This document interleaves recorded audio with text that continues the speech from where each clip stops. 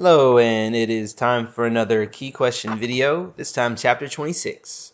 Question number 1. How did the U.S. respond to the Battle of the Little Bighorn? As we discussed in class, Indians had been making deals and treaties with the U.S. up to the 1860s and 70s, and even won a campaign in the 1860s to solidify Lakota ownership of areas on the Great Plains. As we enter into the 1870s and Reconstruction is occurring, there is a battle between General Custer and Lakota Sioux. After General Custer is killed, the U.S. decides to respond to his death at the Battle of the Bighorn by sending waves of troops to handle the Indian question once and for all. Of course, a lot of this had to do with the fact that troops were available following the end of Reconstruction. But as troops moved out westward, the U.S. Quickly rounds up the Indians and forces them onto reservations. So, number 2, what is the significance of the Battle of Wounded Knee? Well, from the Battle of Little Bighorn to Wounded Knee, you see American forces aggressively rounding up groups like the Apache Indians, the Nez Perce Indians, and especially the Lakota Sioux.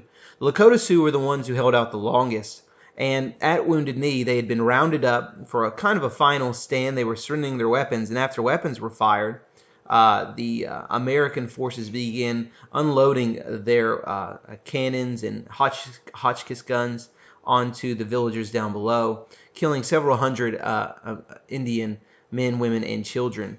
So the reason it's significant is because this quote-unquote battle, which has been renamed by most textbooks as a massacre, this ends Indian resistance. Lakota are pushed onto a reservation once and for all, and there is very little resistance from any other Indian tribe. So in many ways, this is the end of Indians' freedom from reservations.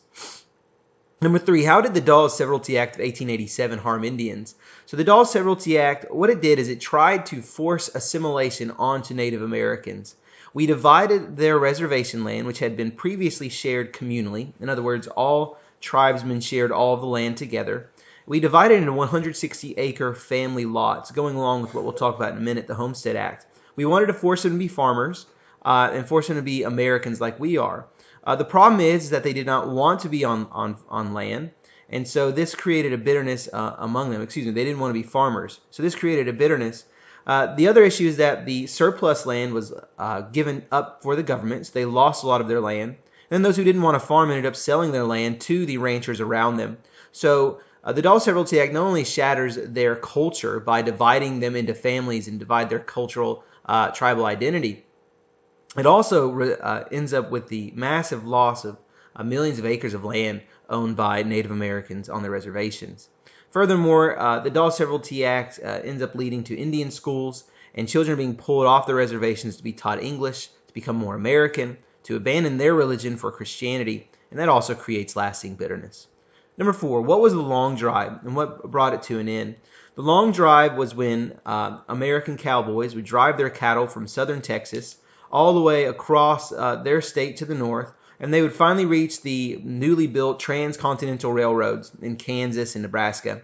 And they would ship those cattle to other areas of the country for 10 times the profit.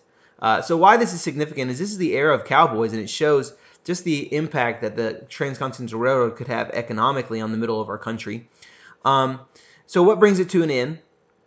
You have the Homestead Act, which we'll talk about in just a second, which divides the Great Plains into massive amount of homesteads and family-owned farms. And they end up blocking the route of the Longhorn and the Long Drive. You also have them building barbed wire fences to stop the cattle from crossing their property. Then finally, more railroads being built meant that they didn't have to do the Long Drive. Instead, they could just ship their cattle from where they lived. And that would bring an end to the Long Drive and the era of the cowboy. Number 5, what was the Homestead Act of 1862? This is a massive piece of legislation passed during the Civil War by Republicans.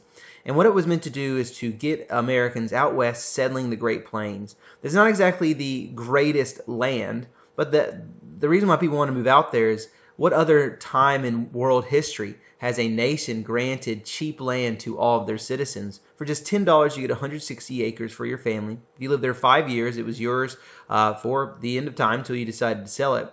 And so the long-term effect is, number 1, that this creates a massive westward migration of Americans to settle the Great Plains. Number 2, it provides a lot of people on the Great Plains growing crops and food to feed the rest of our country. Connected to the Transcontinental Railroad, that means that our urban areas could continue to grow because they'd be well fed. And then I guess the other long-term effect is it creates a lot of farmers and creates some new political parties that will be major players in the coming years. Number 6, explain Frederick Jackson Turner's frontier thesis. So far up to the 1890s, the story of America has been Western migration. And all the way back from when we first settled to the Louisiana Purchase, to Manifest Destiny, to the Civil War, how do we handle that Western land, and then finally the Homestead Act. All of these things meant that we had been focused on the frontier. The issue is that after about this time period, the frontier line disappears because we've settled both edges of it. So now what? He called the Western migration basically it was a way that we solved our social discontent. If you wanted to escape your current life, you could always move out west. So his idea was America now has to find a new frontier, somewhere that we have to go, that we can escape and create a new start. As we'll see in the next few chapters, that where we went was outside of our own borders for new economic growth and new areas to take control. Number 7, what problems did farmers face throughout the late 1800s? You could really probably title this or say, what problems did they not face? So first, they faced natural problems. Nature on the Great Plains is not exactly friendly. You have rain, you have tornadoes, you have locusts, you have droughts. There's all kinds of terrible problems that they faced from nature itself. Then when you combine that with some of the economic issues they faced, the fact that the more they farmed, the less the grain could sell for. And so in the 1880s and 90s, while we have more and more farms and more agricultural success, the price continues to drop, and so farmers are unable to make enough money to really make ends meet. So then you face the other economic problems we talked about during the Gilded Age, or more political problems where railroads and other companies take advantage of farmers and charge them higher prices than they would big business. So this brings us to number 8. How did farmers battle these big business interests, and what political party did they create? They begin by creating Granger laws. So they begin organizing into almost fraternity or just with like-minded people, and as they discuss their issues that they're facing, they decide that they want to pass state laws, which are called Granger laws, to limit the power of these big companies inside of their states. As we discussed in a previous chapter, these state laws are undone by the Wabash case because the federal government says that you can't create state laws to control interstate commerce and interstate businesses. So after this, they decide to go ahead and start forming their own political party.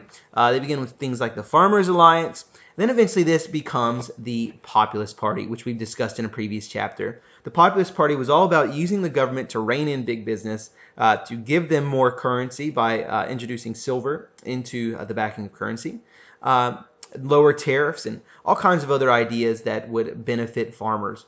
So number 9 is actually a classroom activity that we would normally do. Now this year, if you're going over this next year, it may be different, but this year we'll just briefly discuss it, and I'll probably hand it out after the quiz. But read the excerpts from William Jennings Bryan's Cross of Gold speech and Bryan's thoughts after losing the election. Just to summarize really quickly, the argument that Bryan used in his speech was cities can't survive without farmers. Why are we allowing cities to make our political decisions if it's farmers on whom the entire nation rests? Without them, you can't have urban areas. Looking all the way back to Native Americans at the beginning of our American existence and society, without agriculture, you don't have large civilizations. The Mississippian tribe collapsed because of a mini ice age. You have to have agriculture. And so why not listen to farmers first? The second reason he gives is that America had always been independent. And to roll back our independence because Britain and other countries say that they will not abandon the gold standard is, well, flawed. Number 9B, why did Bryan believe he lost the election? He believed that big business meddled. He believed that they lied and told their workers that their businesses would be shut down and they would lose their jobs if the Populist Party and the Democrats won the election of 1896. So all of this is to summarize our westward movement, to summarize what's going on in the Old West. If you have any questions about it, please feel free to ask me, email me, or just come during a Lion Time session to ask some questions. Anyways, hope you had a great weekend, and I'll see you soon.